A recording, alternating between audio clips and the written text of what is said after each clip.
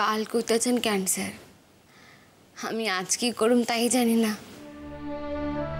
আর এই চাকরি খা না হলে কি করতাম তাও জানি না। আমার জীবনখান এরকমই স্যার, বরাবর বড় অনিশ্চিত।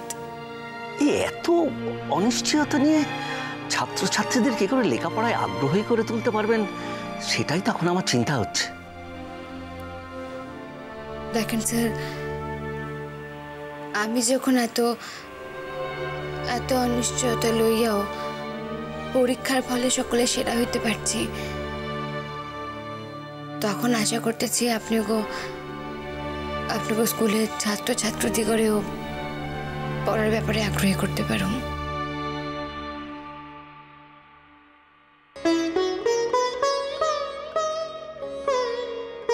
এ আমার বিশ্বাস। আমার লগে আপনার বিশ্বাসের মিল নাও হইতে পারে স্যার, সিদ্ধান্তখান তো আপনারই।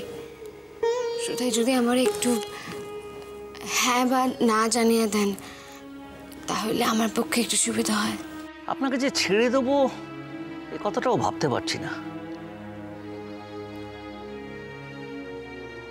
আচ্ছা বেশ, এ কদিন না হয় আমি আমার নিজের দায়িত্বে আপনাকে স্কুল কোয়ার্টার্সে থাকার ব্যবস্থা করে দিচ্ছি। স্যার, আপনি যাবে কি বলে কৃতজ্ঞতা জানাবো? কৃতজ্ঞতার কোনো ব্যাপার নয়। যাক, আপনি এক কাজ করুন তাহলে, কাল থেকে স্কুলে হাজিরা দেবেন।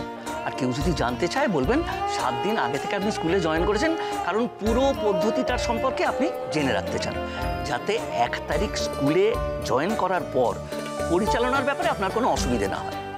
ঠিক আছে স্যার, আমি কথাই কম। চলুন তাহলে আপনার কোয়ার্টার্সটা দেখিয়ে দিই। আসুন আসুন।